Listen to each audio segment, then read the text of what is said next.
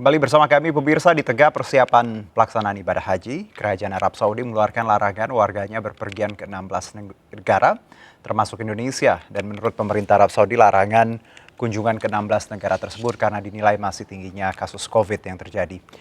Direktorat Jenderal Pasport Jawazat Kerajaan Arab Saudi per 22 Mei mengeluarkan larangan kunjungan ke sejumlah negara. Terdapat 16 negara yang dilarang dikunjungi oleh warga Arab Saudi, termasuk Indonesia. Larangan kunjungan ini dikeluarkan karena pemerintah Arab Saudi menilai masih tingginya kasus COVID yang terjadi di negara-negara yang dilarang dikunjungi tersebut. 16 negara yang dilarang dikunjungi oleh warga Arab Saudi berdasarkan putusan dari Dirjen Paspor Kerajaan Arab Saudi berada di kawasan Afrika, Asia, Timur Tengah, Eropa hingga Amerika Selatan, diantaranya Lebanon, Turki, Somalia, Vietnam, Indonesia, Belarus, hingga Venezuela. Sementara itu, larangan kunjungan ke Indonesia oleh pemerintah Arab Saudi tidak mempengaruhi persiapan pemberangkatan haji di tanah air. Yang itu kan otoritasnya berbeda kan. Mudah-mudahan sih. Tapi sejauh saya komunikasi dengan pemerintah Saudi, dengan Menteri Haji, dengan Menteri Islam, ini dua orang ini sahabat saya, tidak ada pengaruhnya dan mudah-mudahan ya itu segera dicabutlah larangan.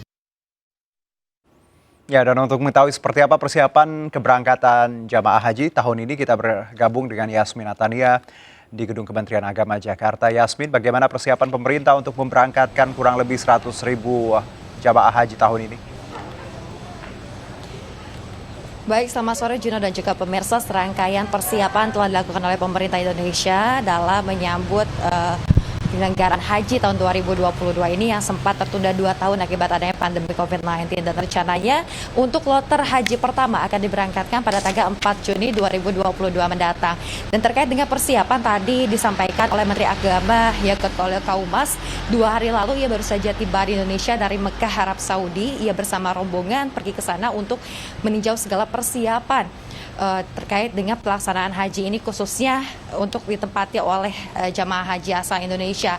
Ia memastikan terkait dengan rute perjalanan, kemudian transportasi, kemudian catering, tempat tinggal atau hotel ini sudah sangat siap menyambut jamaah haji asal Indonesia di tahun ini.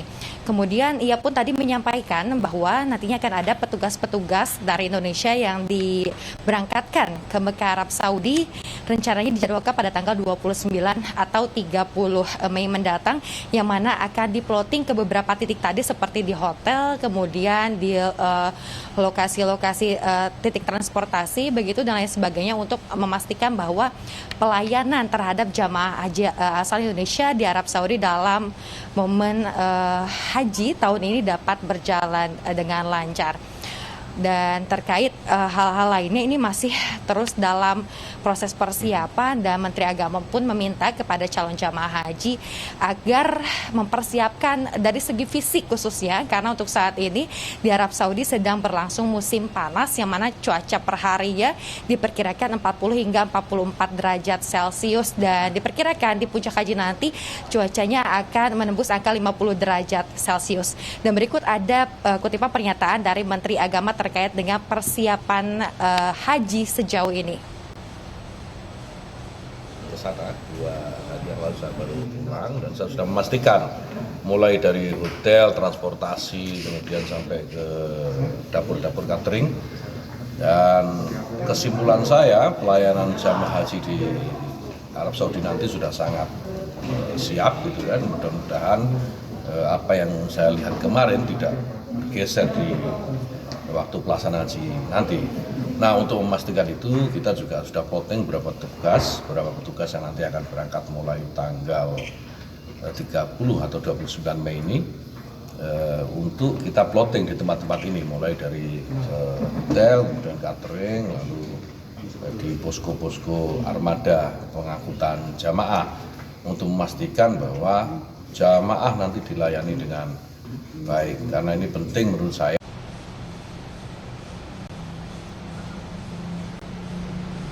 Iya Juno, Dirjen Penyelenggara Haji dan Umroh Hilman Latif pun mengingatkan 3 hal yang harus dipenuhi oleh calon jamaah haji. Yang pertama adalah terkait dengan sikap disiplin terhadap penerapan protokol kesehatan, mengingat saat ini masih dalam masa pandemi COVID-19. Kemudian juga terkait dengan persyaratan yang diminta oleh pemerintah Arab Saudi seperti kartu vaksin, kemudian hasil PCR dan lain sebagainya ini agar dipersiapkan secara maksimal sehingga tidak adanya hal-hal yang tidak diinginkan ketika sedang dalam proses pelaksanaan ibadah haji. Kemudian yang terkait adalah imbauan kepada para pembimbing, maksud kami ibadah haji, untuk tertib mengatur pergerakan para jamaah ketika sedang melaksanakan ibadah di sana. Sekian informasi yang dapat kami sampaikan. Juno, kembali ke studio. Baik, Yasmin, terima kasih atas laporan Anda. Selamat bertugas kembali. Kita ke informasi lainnya. 28 Mei 2022, Kereta Api Komuter Line atau KRL mengumumkan rencana pengembangan stasiun Manggarai menjadi stasiun sentral. Rencana pengembangan ini pun mengubah rute KRL dari Bogor dan Bekasi. Perjalanan KRL lintas Bogor, Depok, dan Nambo yang sebelumnya memiliki 2 rute, yakni rute Jakarta Kota dan rute Sudirman Tanah Abang, kini hanya akan menuju Jakarta Kota melalui stasiun Manggarai. Rute Bogor menuju Sudirman, Tanah Abang hingga Kampung Bandan akan dihapuskan. Sementara rute Cikarang Bekasi yang sebelumnya menuju Jakarta Kota diubah menjadi ke arah Sudirman, Tanah Abang. Perubahan ini menuai pro dan kontra di kalangan pengguna KRL. Bagi aku sih gimana ya, cenderung agak lebih ribet ya, soalnya pergantian jalur juga gitu. Iya. Harapannya ya semoga bisa lebih baik lagi sih. Mungkin kalau misalkan buat yang lain kayak teman-teman saya kayak ngerasa jauh gitu ya, karena harus muter lagi terus harus transit lagi di stasiun lain. Jadi ya emang bikin ribet sih kalau buat masalah jalurnya ini. Cuman kalau misalkan nanti Manggarai jadinya lebih baik ke depan ya it's okay kalau untuk ke depannya gitu. Dan kemudian untuk perubahannya sendiri sih menurutku lebih efektif karena walaupun terlihat lumayan jauh turunnya nanti di peron 6, tapi tidak perlu transit lagi. Kemudian kalau untuk dari Bekasi sendiri yang saya tahu nanti misalkan ke Sudirman tinggal tidak perlu transit di Manggarai sih menurut saya. Sebenarnya sampai sekarang nggak ada masalah ya, soalnya bikin lancar juga. Iya. Ya, informasi lainnya akan kami hadirkan usai jeda berikut, tetap di MNC News Now.